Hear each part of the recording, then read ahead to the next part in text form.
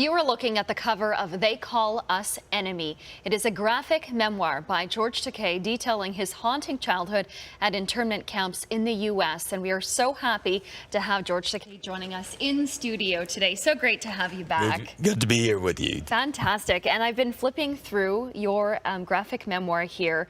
The images in here are harrowing. Take us through the reason why you wanted to put this out and why you want people to pick up this book and read it. Well, I chose the graphic memoir, essentially a comic strip, because I grew up on comic books. And I remember the information that I got then were absorbed into my body. And I grew up with it and stayed with me for the rest of my life. The internment of innocent American citizens of Japanese ancestry during the Second World War, and it happened here in Canada as well. Canadians of Japanese ancestry were put into internment, and I think that chapter of our histories are vitally important for an understanding of the vulnerability of our democracy.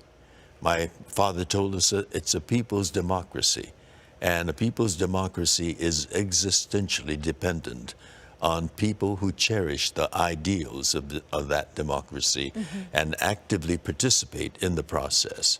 And when it doesn't, people are also fallible human beings, and people make mistakes. And when Pearl Harbor was bombed, war hysteria and racism swept across the country, your country and mine, and people who looked like the people that bombed Pearl Harbor was seen as the enemy. And with no due process, which is a central pillar of our justice system, we were put into these barbed wire prison camps. My parents lost everything. His business, their life savings, the bank account was taken away, our home was taken away, their freedom and their dignity was taken and put into barbed wire prison camps.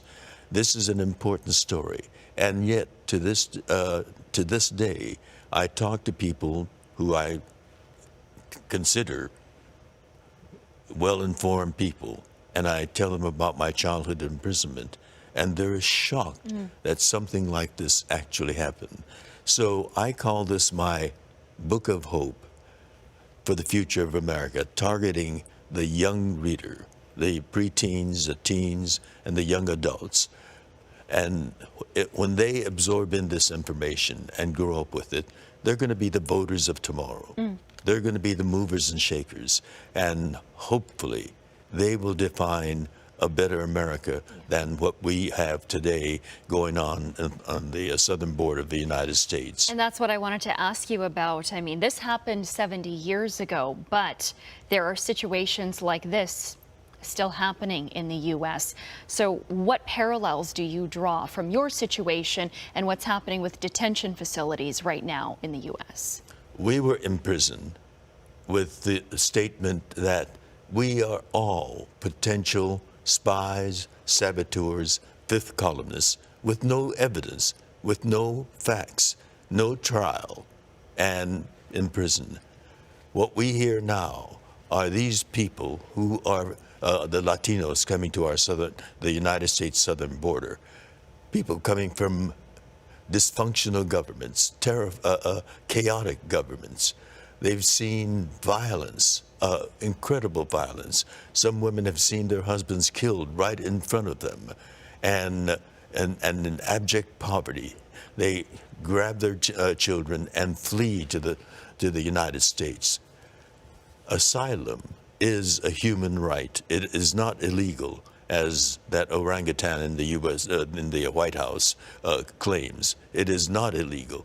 And yet they're all being characterized as spies, or the Latinos now are being characterized as drug dealers, murderers, and what's the third? Criminals, Criminals and rapists, which is not true. And yet they're brutalized in a way that we have not been. Their children are torn away from them and put in filthy, disgusting cages with human waste and crowded. What should hold a dozen people are holding like 60 people. It is a hateful circumstance. It's difficult to think about it, really, for people. And I know that that's why you've put your book of hope, as you said, together, detailing some of your most personal accounts of, what happened. You were only 5 years old at the time. How much do you remember of that day when the soldiers first came to your door? That memory is still vivid in my mind. My parents got us up very early one morning. I was 5, my brother was 4, my baby sister was an infant. They dressed us hurriedly, and my brother and I were told to wait in the living room while our parents did some last-minute packing back in the bedroom.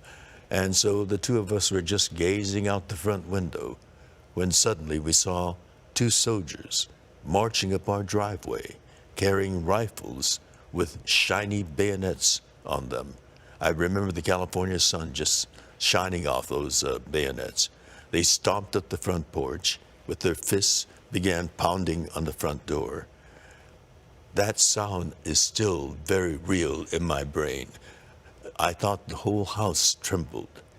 My father came out of the bedroom and answered the door, and literally at gunpoint, we were ordered out of our home.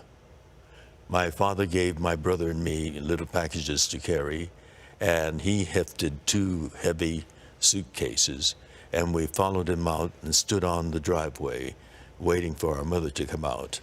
And when she came out, she had our baby sister in one arm, a heavy duffel bag in the other, and tears were streaming down both her cheeks. Wow. It was a terrifying morning. And that was just the beginning. And then you spent years from moving from camp to camp, basically, before eventually being freed after the war. I imagine this has obviously had a huge impact on who you are as a person. Memories like that don't go away. And I guess that's the reason why you wanted to put it down on paper and share it with everyone else. That internment defined who I am and made me the activist that I am today.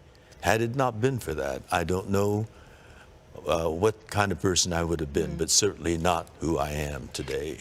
And, you at home could have a chance to meet George. He is here tomorrow night at the Indigo on Robson Street at 7 p.m. for a book signing. And I know that you're really looking forward to meet some of the people who are going to be reading your book. I spent 5 months here in Vancouver, and I made a lot of friends, and I hope you all come. Fantastic. George, thank you so much. So great to see you again.